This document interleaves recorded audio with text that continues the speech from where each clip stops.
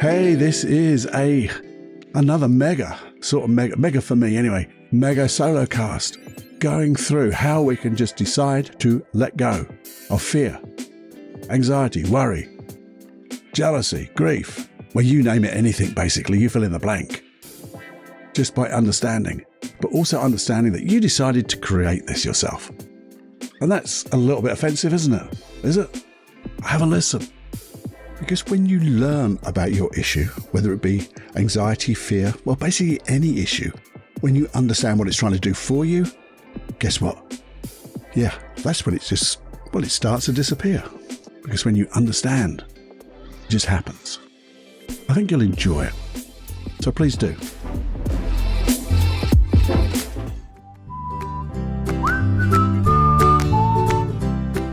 Okay, so welcome to the Personal Development Unplugged podcast with me, Paul Clough. What's it all about? Well, it's about using things like NLP, hypnosis, all sorts of mind stuff to understand how people do what they do, the people who do excellent things, deconstructing what they do so we can learn how to do it, and also learning how to deconstruct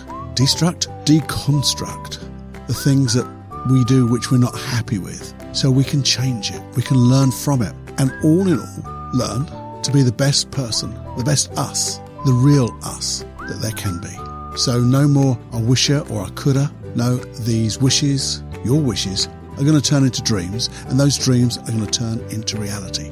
So listen here at the Personal Development Unplugged podcast with me, Paul Clough. Okay.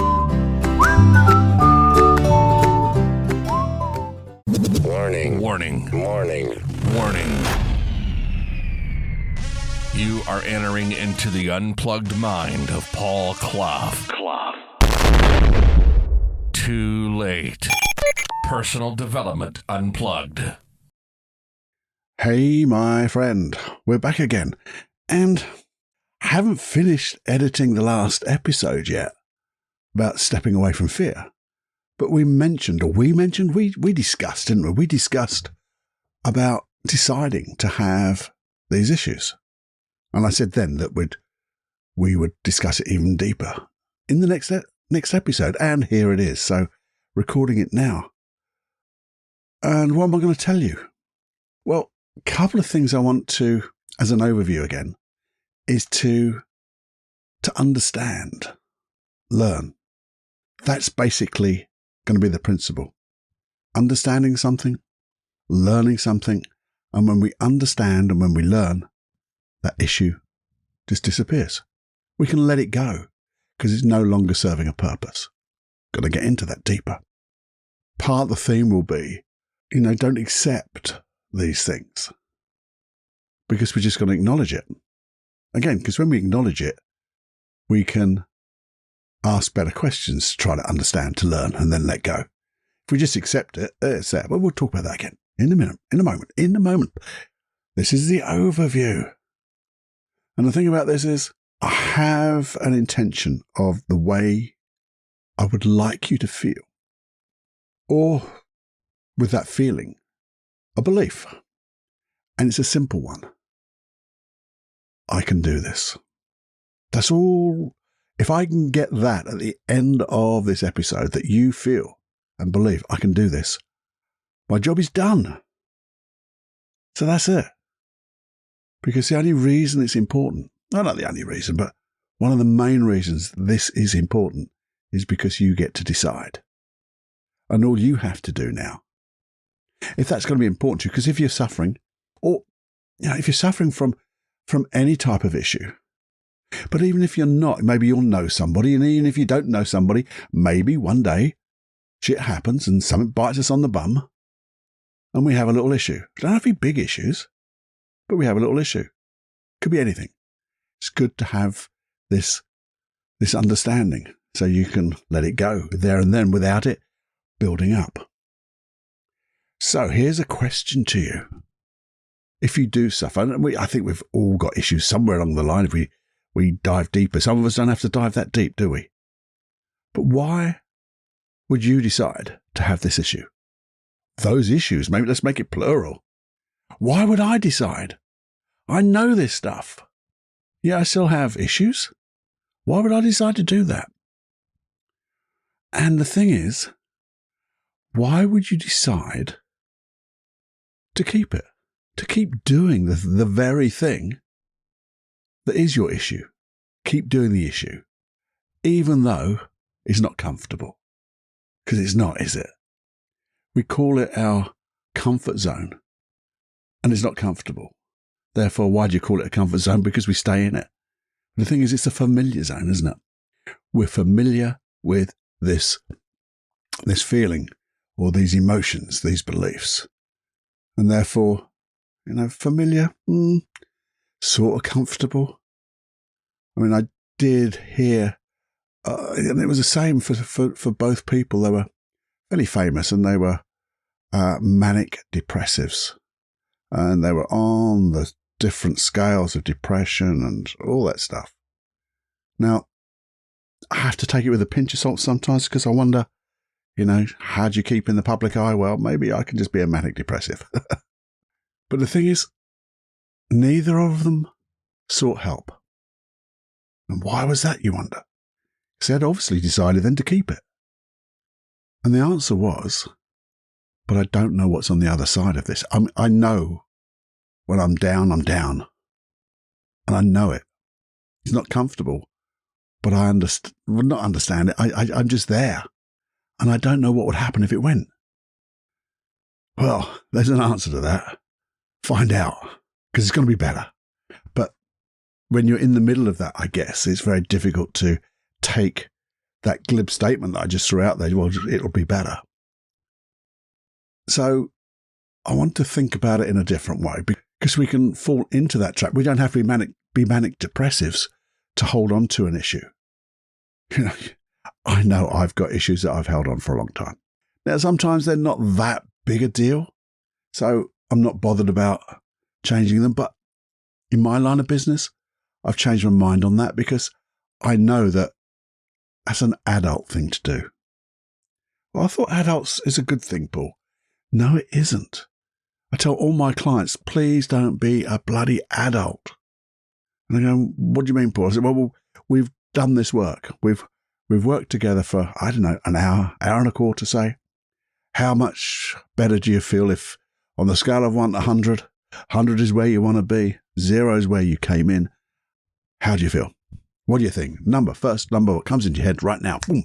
And they'll go something like 75, 80, 90%, something like that.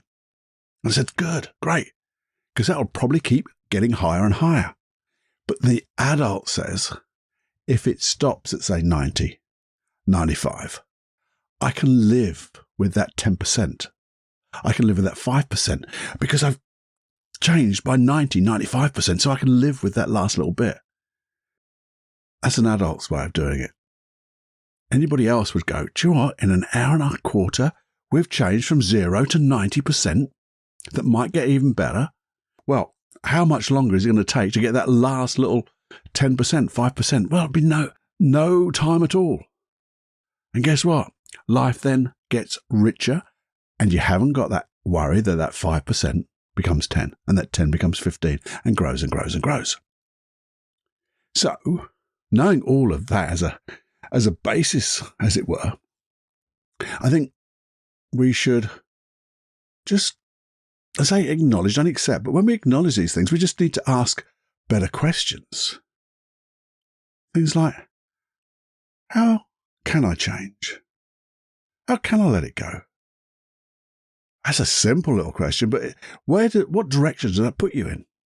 What direction do you point when you're thinking, how do I change? How do I let it go? Because there's a bit of a presupposition there, isn't there? Presupposition of change is possible, because it wouldn't be in the sentence. Letting go is possible, because you're asking, how can I let it go? So there must be a presupposition that there's a possibility. You see, again, talking about presuppositions, we have a list of presuppositions in NLP, neuro-linguistic programming. Look it up if you want, but it's just a lovely set of processes borne out by real experience. And one of those is every behavior, and I like to group emotions and beliefs, all contained with that behavior, has a positive intention. What does that mean? What does that mean, Cluffy? Well, think about it. have you really done anything? Even the silly things, like picked up too many things and dropped them because you picked up too many things. Did you do it on purpose? You didn't pick that stuff up to deliberately drop them, did you? No, you had the wonderful positive intention of, I can do this quicker, or I can be helpful, I can do this. Unfortunately, when you dropped them, you weren't helpful. You actually made it longer, you made it harder, you disrupted everything. And that's a simple thing. And you can go deeper and deeper in this, but just look below the surface. Even the most horrible behaviors, emotions, and beliefs started off with a positive intention for that person. It might be just protection, just that their behaviors, their emotions, and beliefs are absolutely, so inappropriate, so terrible. But for that person, it was probably, it was certainly positive for them. But you see, let's ask ourselves another question. Because I did ask you, why would you decide to keep this effort, to keep this issue? Why would you decide to keep on doing it? So here's another question to you. Did you really decide? That's a pause to let you think. Wasn't quite long enough to have me a cup of coffee, but did I really decide? When you think about it, if you didn't decide, then who did? Who decided that you should feel and act that particular way? Believe that thing. Because let's go back again. And I'm going to let you off the hook a little bit because they're not conscious decisions, just so I don't want you worrying and going, oh no. They're not conscious decisions. These are unconscious, sometimes conscious, but primarily at the beginning, it's an unconscious decision. Now, here's the thing. You see, if you didn't decide how to feel, act, or believe, whatever you feel, acting and believing, then somebody else did. But they didn't, because if you think about it, the very moment that you came into this world, you won't go into the womb, but coming out into this world, your life has been one decision after another. And that's it. And you act. Well, just think about it now. You're listening to me. And hopefully you're going to decide to continue listening. Or you could decide not to listen. Or you could decide, here's the plug. You could decide, I'm going to pause this and share it right away. Or I could decide to share it at the end of this podcast and share it to everyone I know. You could decide that, one or the other. There's a little bit going on in there. But anyway, come back to the story. You decide everything. You decide when you wake up. You decide to get out of bed. You decide to put your clothes on. Yes, you could think they're habitual, but you could decide to do something else, couldn't you? You could, but you don't. So everything you do is a decision. Yes, there is like a process that you use. There is all sorts of inner programs that you've got, strategies that you've got. But you have to decide to kick in that strategy, unconsciously a lot of this, and you have to decide to move on to the next strategy. And you see, most of the time, that's awesome. Everything goes tiddly-poo. Your conscious mind we always say in NLP, that your conscious mind is the goal setter and your unconscious mind is the goal getter, because it's got all the resources. It can do that stuff. And it does, if you set it the right question. Well, no, actually rewind that, Cluffy. Because even if you think of something negative that you don't want, it's like setting a goal to your unconscious mind. What you're thinking about, most of the time, is what you get, whether you want it or not. And that's that thing, consciously goal setting. You just didn't realize it's a negative type of goal. But rewind that. If you think about it now, when I say most of the time these things work, but even when you made that decision way back, and generally these things happen way back, and it doesn't have to be traumatic. Some things do happen to some people which are traumatic, and we decide how to deal with it there and then. Sometimes there's ways in which we can dissociate from that traumatic event, and that's it. But let's just put that to one side. Because if you have trauma, one-to-one therapy, let's get rid of it straight away. But these things don't have to be traumatic. There's something that happens to us which could be sort of traumatic-ish. It's significant. Let's do that. It's a significant emotional event. That's all it is, significant. But the thing is, back then, it could have been watching a television program. And guess what? They weren't true. But can you remember hiding from a television program round the back of the sofa? Hiding behind the chair or thinking about it when you went to bed? And it was all to do with a television program. Or maybe you heard two adults talking. And what happens when we listen an earwig into somebody else's conversation that's not about us, but we assume so, we perceive it's obviously got to be about us, and we take it on board. And what happens is your unconscious mind decides, I got to keep you safe. But unfortunately, your unconscious mind doesn't have a whole wealth of wisdom that you have right now. It doesn't have the whole wealth of experiences that you have right now. It doesn't have all the skills and learnings that you have right now. It has a little bit of experience and a little bit of wisdom and makes a decision on that. And generally, what happens is it will do something like give you an emotion to stop you doing something. It'll give you a little negative belief, a little bit like, this is dangerous, or that's not good enough, or I'll be a failure. And you don't do it. But the thing is, and here's what happens. Generally, only generally, but in my experience, this is what happens. Way back then, it started off, say, a 2 out of 100. Maybe a 5 out of 100. But a 5 out of 100 to a little you is quite a bit. And it works. But then you grow a little bit older. And things happen. And opportunities to do things come along. But your unconscious mind goes, hey up. That's a bit northern in there. You have my Yorkshire coming out there. Yorkshire is a county up in the UK, the White Rose of Yorkshire, Yorkshire boy. And we say, hey up. Maybe yours says that too. It says, hey up, Cluffy. This is a bit like what we had before. I'm going to make you a little bit more frightened, give you a little bit more fear. And I'll give you that feeling. I'll give you a few pictures in your head that how things might go wrong, like they did last time, but even worse. And I'll give you that belief that, I don't belong here. I'm not good enough. And guess what? You don't do it. But it don't feel good sometimes. But then you get a little bit older and something else comes along because there's more opportunities and you really want to do something. And your unconscious mind goes, I've got to do this a little bit higher now because we had a 5 out of 100. Last time we had a 20 out of 100. Now I'm going to give you a 30 out of 100 feeling. And it stops you. But can you see? It's like a snowball rolling down that hill. We did that little metaphor on the previous episode. You imagine that little snowball starts with just a little handful of snow. But as it comes down the hill, it gets bigger and bigger and bigger.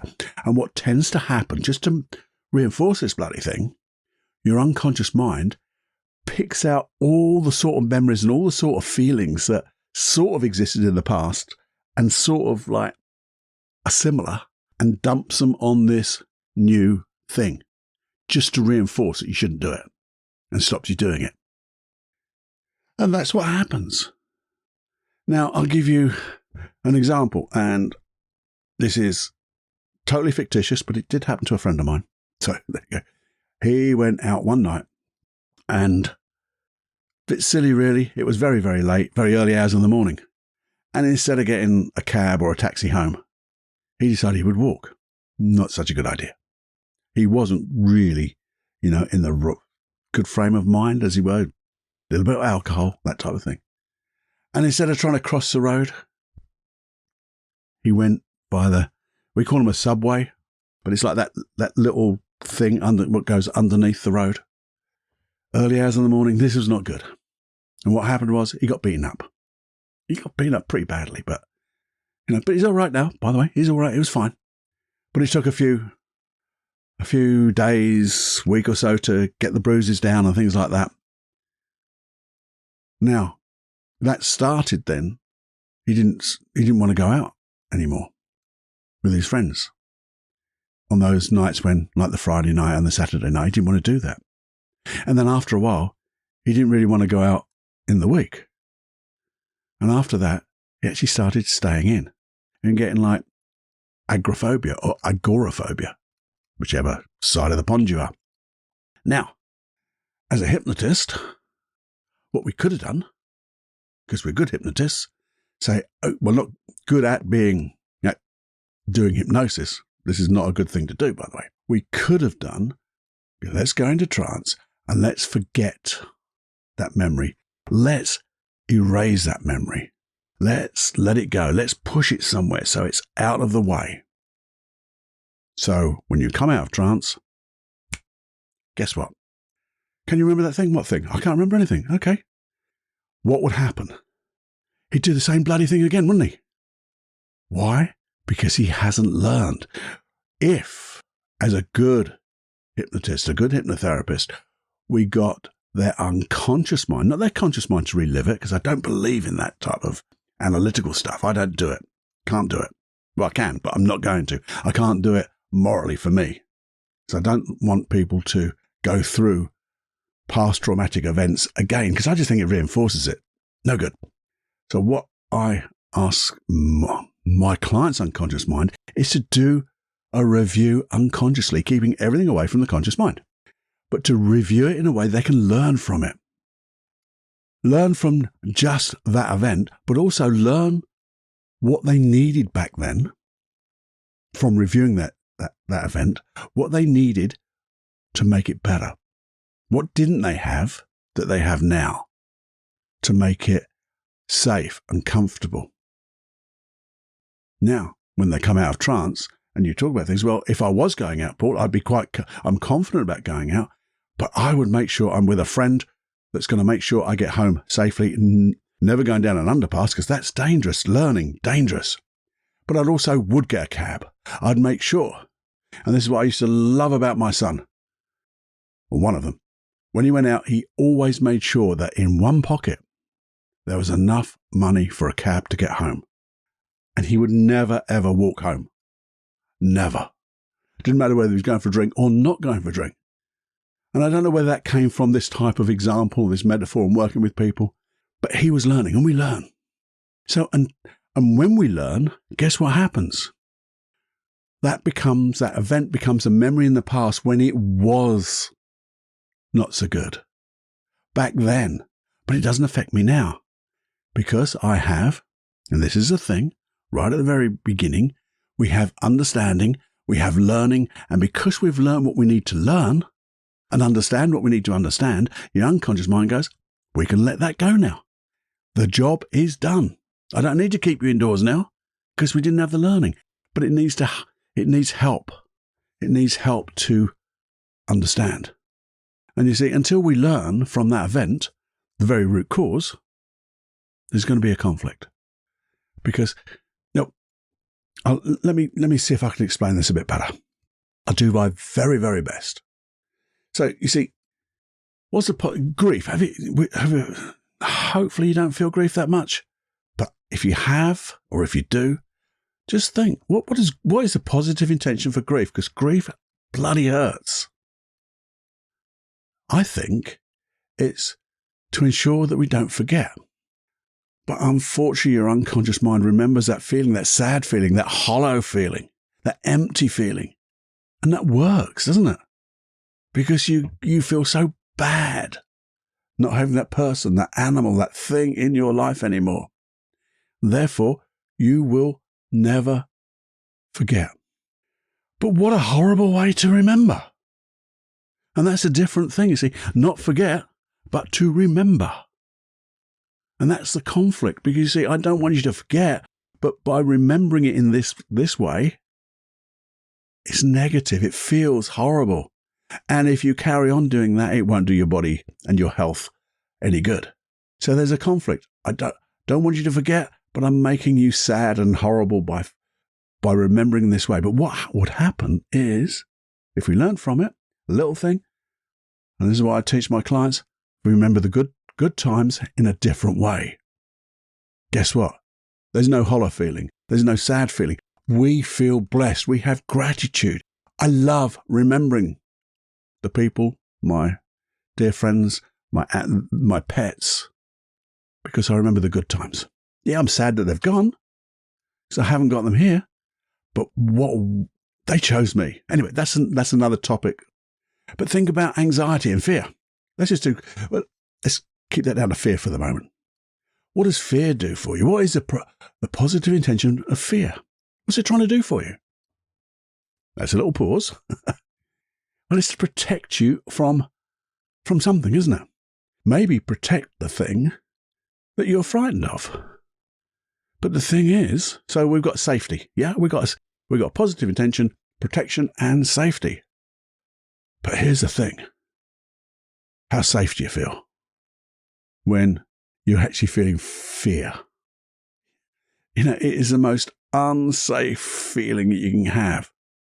And so if you can remember that story I told of the guy who was frightened of heights so much that it generalized into him going to work, and this is one of the bridges in London. It's quite a high bridge, and he couldn't drive over it because of his fear. And to anybody else, it's just a bridge. Cars go over it. Millions of cars go over it every year. In fact, you have to pay to go over it. It's a toll bridge. But he couldn't do it. He had to get people to drive his car for him, with him in the back, and he would get in the back seat, lay down and cover himself over. Well, that's a good way to feel safe, wasn't it? But the thing is, you've now got a conflict going on. It's always a conflict, and it tends to be the same thing. Fear actually makes you feel unsafe. The very thing your unconscious mind is trying to do for you. Finding a better way, finding the skills to be able to do it, maybe just be comfortable is a wonderful way, because when you're comfortable, you can take everything in. Then you can access all the skills you need to be safe. So it's not protecting, but it was in the very first time it happened, probably. Well, I know it did, not probably.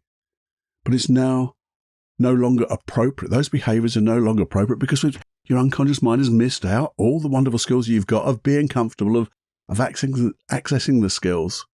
Driving. Good driver. Whoa. Little postscript to that one.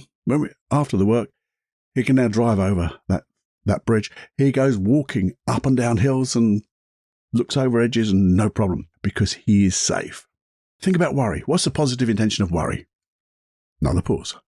Well, isn't worry sort of something that you do? You worry because you want to get things right, or more importantly, you probably don't want things to go wrong. I think that's what goes in, because it always tends to be a negative, doesn't it? We worry about things going wrong and bad things happening. Now, that's a positive thing, isn't it? We don't want bad things happening. What happens when you worry so much? You don't do anything, do you? You don't do anything because you get overwhelmed. You worry so much that you make pictures in your mind of things that will never, ever, ever, ever, ever, ever, ever, ever, ever happening. But you feel them as if they did, because your imagination is so good. And what you think about most of the time, you get, whether you want it or not. Coming back to that every time. But the thing is, what a wonderful positive intention is, if it was, to get things right. Now, think about the conflict is now, I want you to get things right by not doing things wrong, but now I worry. And when you've really been in a worry state, how well have you performed? How well have you done those things? To be honest, you don't. You perform a lot worse than you could do. Not saying as bad as you thought, because you come away and go, oh, that wasn't quite so bad, but it's horrible. But if you knew and had the belief, and you knew you were going to be totally safe doing that thing because you got it, you've got all those skills, you were going to be able to absolutely crush it, knock it out the park, and be comfortable, then you look forward to it, and then you'd be able to access those skills. So we've still got the same positive intention. I want you to do things better. We've turned it into the positive now. And what's a better way to do it? Well, to have a positive belief, to be able to look back at our experiences to make sure that we don't make mistakes that we did before.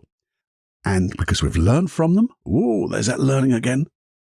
We understand what we need to do, and then we do it with the right emotion in our body. We're not tense. We're comfortable.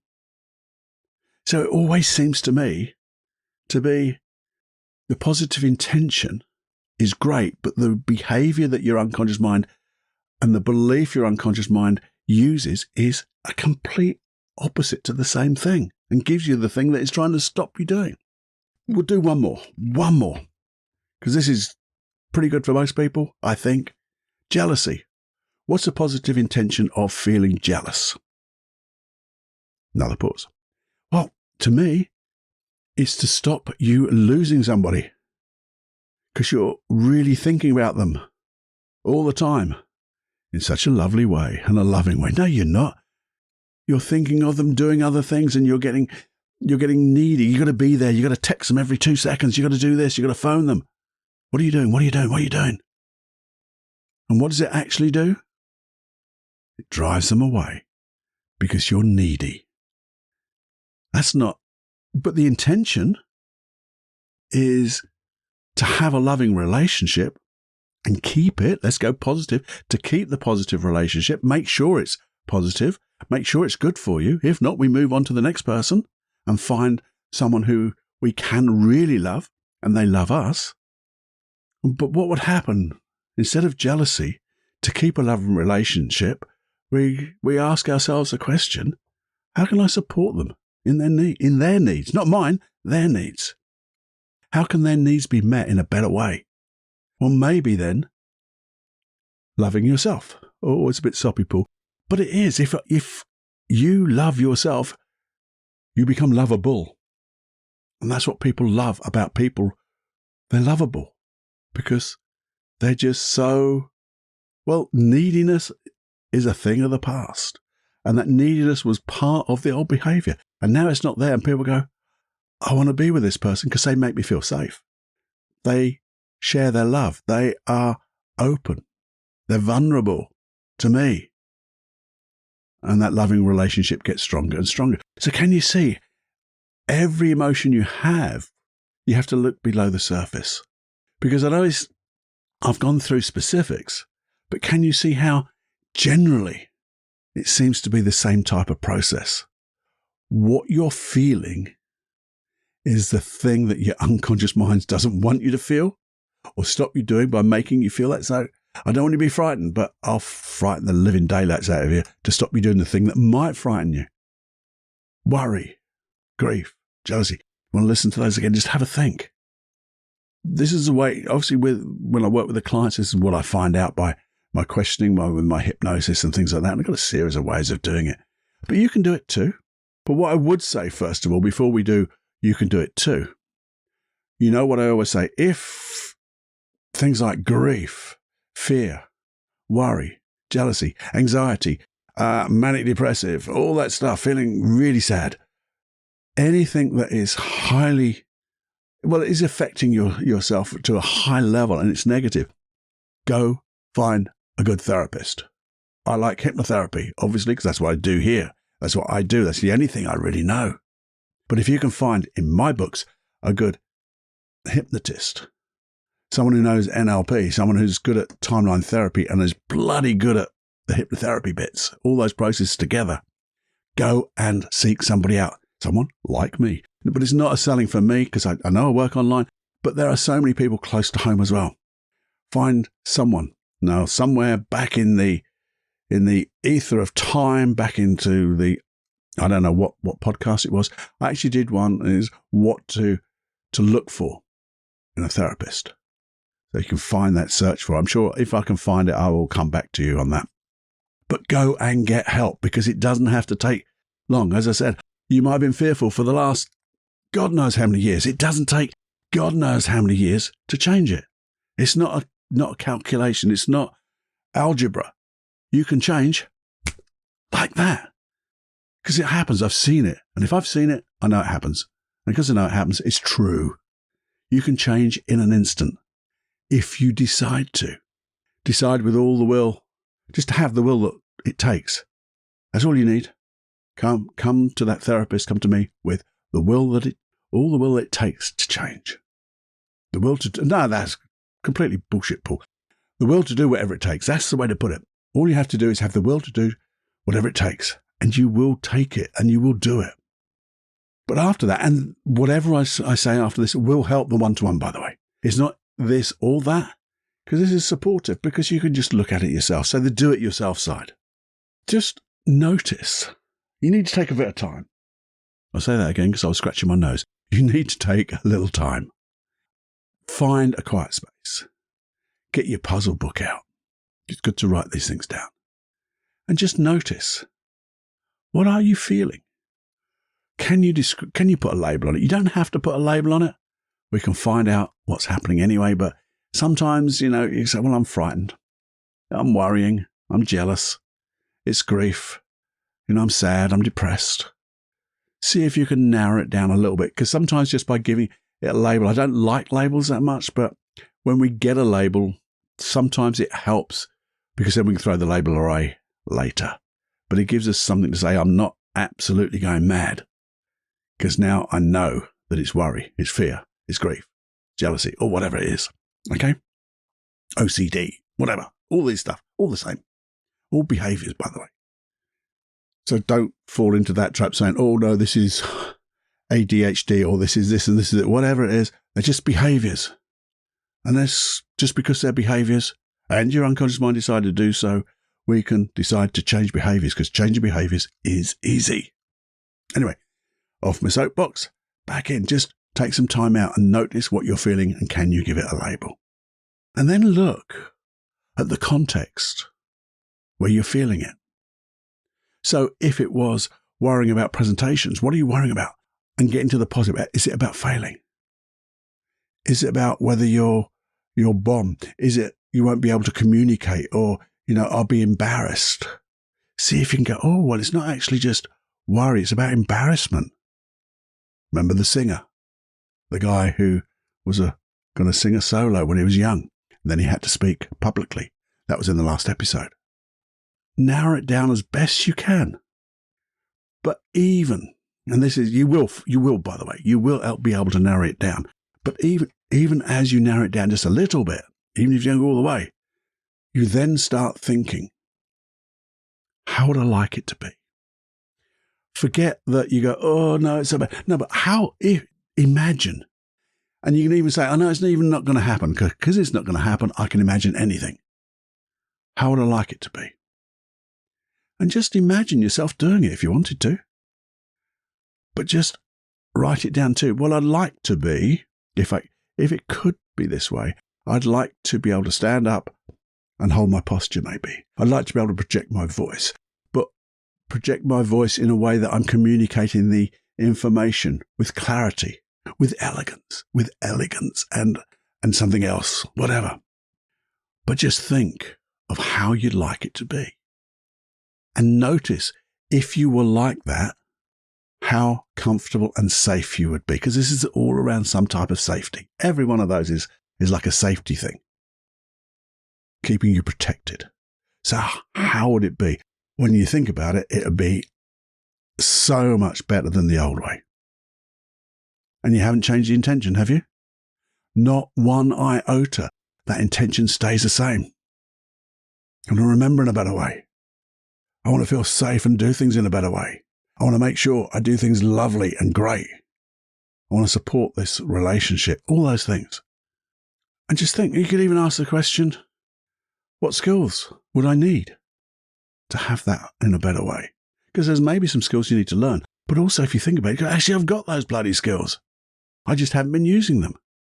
Maybe I've got to develop them. But if I use that, I know my stuff. All I've got to do is share it. Now, sharing's better than telling.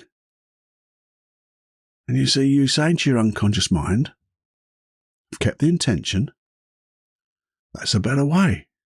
You can even ask your unconscious mind, what would be a better way? A better way, and keep the intention. And can you see now you are making decisions? We're back to this. Everything was a decision. You decided to have those old things, those old issues. Now you're deciding what it would be like, could be like, to be better, to be safer, to be more protected. and the opportunities that would follow, which would be even better. Your life would become richer. And when you start thinking that way and asking your unconscious mind, what would it be like? Because when you say to yourself, what would it be like to do it that way, a better way, you're automatically asking your unconscious mind to consider that question too, because it's with you all the time. It can't help but bloody listen. And guess what? It helps those imagineering, that visualization, because you're both together. So your imagination is part of your unconscious mind as well. And it's literally asking better questions, making better decisions, I think. Because when you do that, that's all it is. How would I like to feel? That's another question. See, because a lot of people, and just go back to the thing not to do, I like telling people what not to do, but this is the thing what we always, okay, it's another generalization. What tends to happen is we would say, why is this always happening to me? Why can't I change? And what happens is your unconscious mind, the best friend you have, says, that's a question. I will go and find an answer. Because you're a smuck. Because you've done it badly in the past. Because I want to protect you. So the world is frightening out there. We've generalized it into the whole world now. All because of that question. Why? But if you just change that question, how would I like to feel? How would I like to be? What would I like to experience? And the end of that question is, and feel safe and comfortable while doing X, Y, Z. And you fill it in. Or you could just keep, safe, comfortable. What else would you like to feel?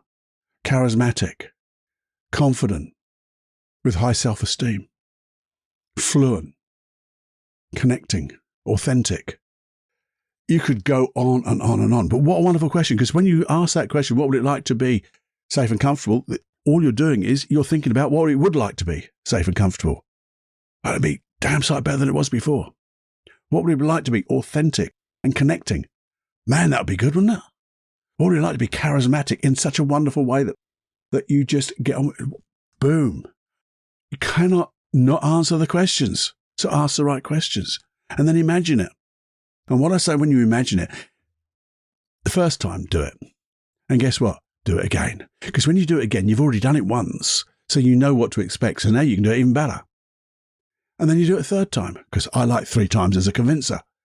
Now your unconscious mind can't really go, well, it was a bit of a fluke the first time. Okay, the second I'll give you that. But the third time, yeah, this is still comfortable. In fact, we've got 3 different ways possibly of doing that one thing and still feeling comfortable and etc. Charismatic, high self-esteem, confident, all that stuff. And you've done it 3 times. Now your unconscious mind's going, this is so much better than the old way. And I have to do my best for them. I've got to choose that. It's choosing something which is great to something which is crap. What would you choose? But you have to give that alternative. Before, your unconscious mind didn't have that alternative. What you could say is, what can I learn from the past that would allow me to be X, Y, Z, confident, communicative, be able to discuss things with people, connect, all that stuff. But just ask your unconscious mind to go back and learn from it. What skills? But just as you think about how you'd like to be, you're thinking about those new skills. And you do it 3 times, at least. It takes 5 minutes. Write it down occasionally, because you can go back over this and make it even better. And what happens is, your unconscious mind will choose the better way, because it has to. You could always ask it to generalize it, because it's going to do it anyway, because I was confident and connected over there. So what about that other thing you do? Why don't we use something similar? Now your unconscious mind is doing exactly what it did with the negative stuff by generalizing it into different areas of your life, because before you used to be shit scared over there. Then after that, you got shit scared about everything. Now you're confident over there, comfortable, safe. Now I'm going to be comfortable, confident and safe over there and there and there. And also your unconscious mind starts to think it's already done it, because it can't tell the difference between what's imagined and what's real. So now we'll get some good sort of memories that haven't happened yet, but you feel like they have because they're good. And you look forward to doing this stuff. And then here's the thing that really works. The kicker that puts it all together, I think. The thing that no one tells you. but I will. Just before you go to do that thing, just before, you ask yourself a little question and you decide how you want to be, okay? Because you've done those visualizations. So you've got a rough idea how you want to be. But say it's just to be comfortable and safe, giving a presentation, okay? Or, yeah, that'll be just be comfortable in my own body, giving that presentation, something like that, or meeting somebody. And you just ask yourself, just before you do it, what would it be like to do X, Y, and Z and be safe and comfortable while I'm doing X, Y, and Z and be able to have that anytime in the future, this or something better. And that's it. You don't have to answer it. You don't have to write that down. I used to have that type of thing on a little card, but no longer. Whenever I see a client, I ask a similar thing. My clients go wonderfully well. They get their stuff. Because I'm setting myself up with the right intention. My unconscious mind goes, right, if that's what you want, I'm going to show you how to get something better. Because I'm not going to stick it at just this. That's a conscious thing. Unconsciously, I'm going to do it even better. And when you do that, you let it go. You go and do that thing. And when that thing's been done, then you review it. Review how well it went. Say thank you. Get a bit of gratitude going. You might even learn from it. Yeah, well, it was a lot better. I think I can do even more better because we can always do things a bit more better.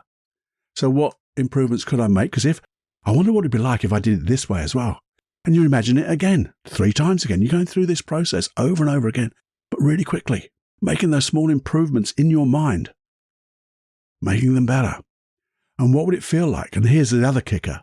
What would it feel like when it is like that, when I've made those improvements? And then you get to feel so grateful of being able to do it. And when you get that real feeling of gratitude, having got all that stuff, your unconscious mind goes, well, what else can I do? Got to do it that way. And can you see how we made it playful? It's been serious, but serious playfulness, this type stuff. So what have we said? Let's go back to the beginning. You decided to have this issue. Oh, I didn't. Yes, you did. But you've also get to the end now. We decided to change it. We decided we can do this. We decided to learn from it. We decided to acknowledge the issue. We decided we would look at where's the conflict. We want to keep the intention. We never, ever, ever, ever threw away the intention. We threw away the old behaviors, the old negative beliefs, the old negative emotions, because they just don't work anymore. They're no longer appropriate because they miss out all that experience and wisdom that you have now and can learn. And then we imagine doing it that way. We asked a wonderful question, or questions. How would I like it to be? How would I like to feel? How would I like to believe in myself? Then imagining doing it 3 times. What can I learn from this? Another question. What can I learn from the old stuff that I can put into the new stuff so I take all my learnings with me? That's what we talked about. If you don't remember that, go back and listen to this again. Quite a long podcast though, but that doesn't matter. I hope you enjoyed all of that. Remember, please remember, as I said to you in the beginning, in the middle, you might decide to share this right now and say to all your friends and even people you don't know, do you know what, there's this great guy. Oh, he's absolutely awesome. He's quite young. He hasn't got a lot of hair, but he's got this great message to share. And you don't need to feel anxious. You don't need to worry. You don't need to have fear. You don't need to have grief. You don't need to be jealous. You don't need to anything that you don't want. You don't need to have, because we can decide not to. And he even tells you how to do it. You could, having shared it, you could also share it by telling people about it. Because when you start telling people about it, you realize that you know it even deeper. And the bits you don't remember, you go back and find out, so you really get a rich understanding of this. And understanding it, your unconscious mind comes with you. So that's that. There's a sharing. Remember, if there's something in any of this, such as saying, well, I'm struggling with my grief, I'm struggling with my fear, struggling with my worry, struggling with my jealousy, struggling with my OCD, struggling with my murmur, you fill in the blank. Email me, feedback@personaldevelopmentunplugged.com. Okay? Email me, only comes to me, because as I say every time, I'm the only bugger here. And you'll get a personal reply, and also we will generate an episode around that with processes to get right to the core of this. And make it easy, make it simple. Remember Albert Einstein?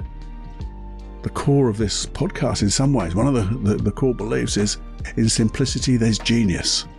Not too simple that it doesn't work, but in simplicity there's genius, so the return on our investment is magnified by the effort we put in.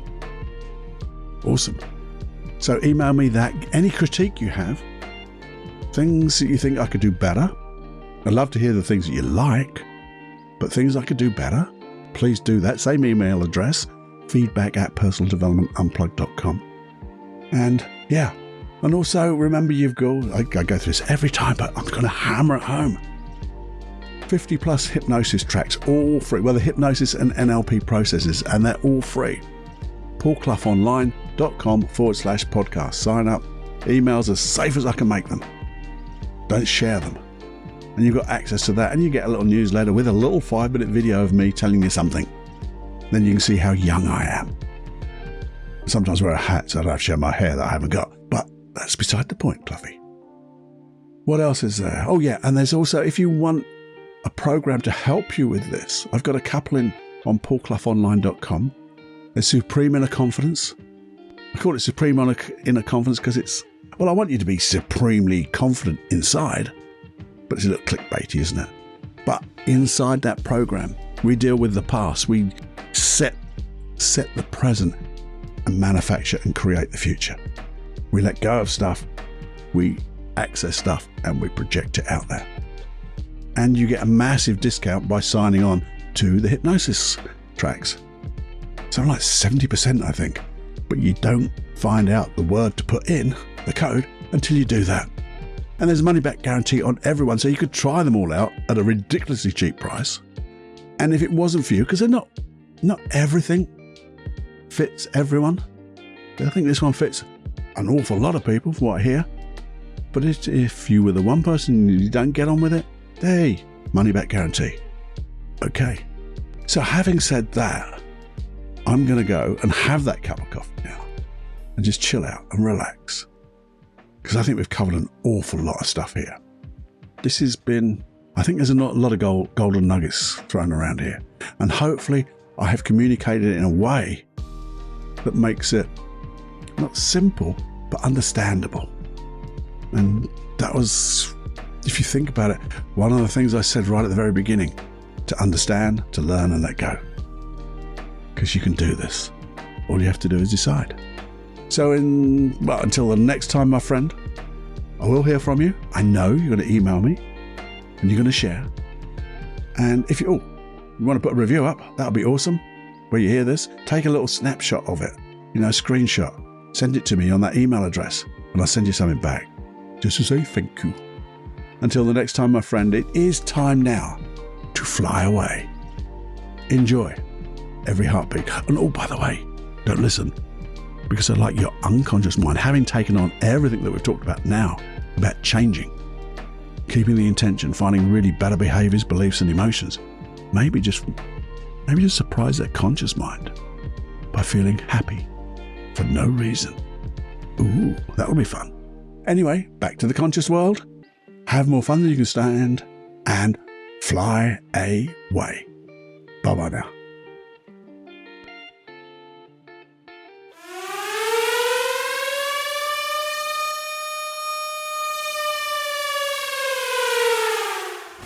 Warning, you are now leaving the unplugged mind of Paul Clough. It's time to fly on your own. Be brave, my friend. Personal Development Unplugged.